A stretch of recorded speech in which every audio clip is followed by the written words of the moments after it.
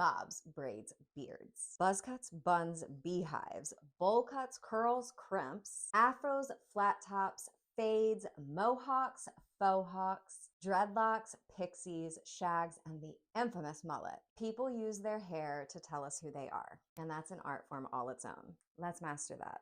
We're diving into timed drills to draw as much hair as possible in a short amount of time. The goal here is not to create a perfect drawing. It's to practice sketching the shape. Because we're working on a timeline, we'll likely stop before we get to the shading, and that's exactly the point. Go as far as you can in the time limit, accept where you're at, and move on to the next. Trust me, once you try timed drills, you'll never go back. This exercise will transform your practice in ways that only get better over time. My number one tip for successfully drawing hair is to stop seeing hair as individual strands and start looking for the larger shape it creates on and around the head. Find the outside edges of that shape and recreate it. That's the foundation you need to establish before shading. Think of hair like a sculpture. A hairstylist takes a material, hair, and molds it into a cohesive structure, whether it's through curls, cuts, or layers. And your job is the same. You're sculpting a collection of strands into a unified shape on paper. When you train your eye to see hair as a structure, not a strand, your drawings will instantly improve. Welcome to the Savant Club. You're going to the next level here, practicing hair of all kinds from every angle. As always, I made you a collection of reference photos on pexels.com, and it's linked in the description box. For this section, our big focus is mastering value, or the lightness and darkness of the shades in your reference photo. We'll need to pay special attention to using value to capture different textures of hair and hairstyles. We're going to work in monochrome to start, or a single color, and that's going to force us to focus on value alone, holding off on color so it can't distract us yet. That's the real secret to mastery. In the first few examples here, I chose hair that continues to emphasize the message that hair is all about structure over strand. Since we now know that to the depths of our soul, we're going to react to light and shadow on the overall shape of the hair first. And as we progress through the drawing, we'll focus on the finer details and, yes, some of those individual strands. One key tip is to draw the hair up to the ends, but hold off on finishing them until the very last step. Hair naturally clusters into shapes, which is the sculptural quality I've been emphasizing. However, at the end, those clusters begin to separate, revealing the individual strands. I save those finer details like wispy ends and flyaways for the final touches after I've captured the overall values in larger forms. Congratulations! Making it this far means you've mastered the form and the value of hair. Very impressive. That means we're ready to add the complexity of color. And let me tell you, this is where I started sweating, y'all. For this section, I chose to work with acrylic paint because it aligns with my goal of being a realistic portrait artist. And I started with this stunning red hair, which is one of the shades that my talented stylist, Cassidy, has done on me. You can check her out on Instagram at CaskExpress. I adore her work, obviously. So I was determined to put in the effort to do this head of hair some justice. It took me days to figure it out. Even with feedback from a fellow artist, it was the most time-intensive piece in this entire series so far. The minutes, footage, and pressure were piling up. And I still felt like I was not making a bit of progress. Like zero, none. I had to gentle parent myself, and whenever frustration hit a breaking point, I switched to another set of hair to keep myself from getting too overwhelmed, because we definitely don't want to be entering the quitting territory. You know what I'm saying? Working on multiple studies at once here, it helped me reset. And once everybody was in a good place, I stepped away for a break. That lets my eyes reset, and it lets my perspective on the piece soften so that it can change a little bit. After I gave my perspective a little bit of time to soften, I went back in for a final pass of detail work. And that's when I would have done the little individual strands. Tips for working with hair color: practice. There's no shortcut here. Hair comes in so many colors, textures, and styles.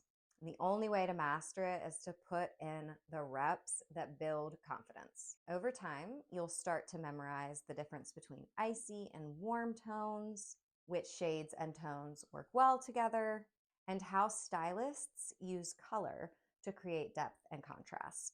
Once you've done that enough times, you'll have the knowledge base to become the on-paper stylist for all of your unique characters and creations. Tips for painting hair: make sure you have an itty bitty round brush, also called a liner brush. That'll help you tackle those individual strands with precision, and really, you need a small one, smaller than you think.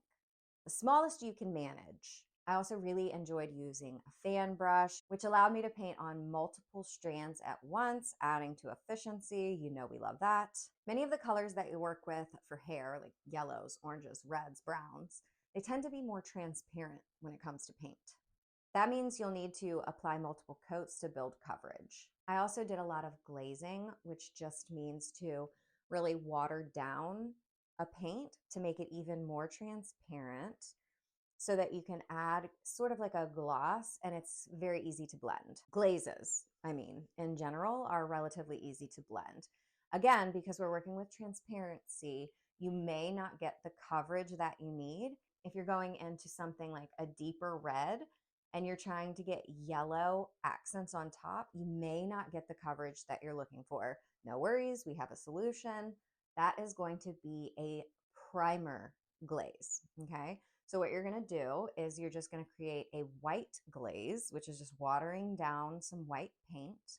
Put that in the areas, on this painting it's gonna be right here. Put that in the areas where you wanna paint on the colored glaze, allow it to dry, and then once you've got that white base down, and again, it's not gonna be super white, it's not gonna ruin your painting because it's just a glaze, then you can go on top of it with your colored glaze, and once that dries, the actual color will show through instead of white or the deeper base layer below. And again, because these are more transparent shades, one way to increase their opacity, or another way to say that, is to decrease the transparency of the paint. We want to add another base pigment in that carries the paint and isn't as transparent. And typically that's going to be white, but it doesn't always have to be. So play around with different shades that have a more solid, more opaque base. Play around with mixing those into your warmer shades. See how things look. See if it makes them more opaque. This is all going to be about experimentation, guys. You're going to learn by doing in this circumstance. Can't explain everything about color. You know, you're going to have to get in there and get your hands dirty. All right, I feel like I say this at some point in every video, but this one took the difficulty cake and then ate me for breakfast. For the first time in the series, I had to juggle multiple studies at once so that no individual style overwhelmed me. I wanted to quit so many times, but I forced myself to give everybody one more pass once I was at the quitting point, and I'm really glad that I did. Sometimes eking out just a little bit more when you feel done can take your work right to the next level, but sometimes it accidentally leads to overworking. Part of becoming a master is learning when to add, when to edit, and when to stop. Let's go break some rules and add our own style in the Maverick section. We are going to do mural mock-ups for the Maverick Challenge today. I have an open mural proposal with a hair salon I've worked with in the past, and I'm going to use this opportunity to pitch them another idea. Even if they don't bite now, I've planted a seed that hopefully they'll bite in the future. Now she knows the idea exists and she might hop on it. I can't suggest enough that you guys start to think of your art as a business and a service rather than a passion project, a side hustle, or even somewhat of a fantasy job. Here's the truth. People need art as a service. Concepting, painting, graphic design, execution, these are marketable skills. Marketing and selling these skills is not selling out. It's taking ownership of your life and your craft. And P.S., none of it will be a fantasy. It will be hard and challenging, just like any other job. But it's hard for you, not someone else's business. And that makes it even more worth it. And I don't care what any manifestation guru online says, easy is not a thing here. It's grit and unwavering commitment that you really need. That is the very intentional magic hiding behind every master. While I finish up this digital mock-up in Procreate, here are all the observations, tips, and tricks I learned about drawing hair through this process. This is where the really good stuff is, okay? This is the meat. Re-emphasizing again and again that we want to work from larger, more generalized structures and shapes to smaller, more refined details as we progress. Straight, simple hair is going to be the best for beginners. That's why I put a ton of bobs in the reference photo stack. As you get more comfortable, you can work your way to more challenging hair types like waves, curls, twists, and braids. Easing yourself in rather than jumping into the hard hair will definitely help you persevere. On your first layer, just roughly block in your values. I typically work from back to front and darkest to lightest unless the piece demands for a different order of operations. Once that first value layer is down, you'll already see the hair start to take shape and come alive. Seeing that structure emerge will not only inspire you and excite you to keep going, but it'll help you stay organized and on track while you're creating. When you're drawing hair, you're using highlights and shadows to communicate two major structures: the roundness of the head and skull, as well as the shapes and structures created by the style of the hair.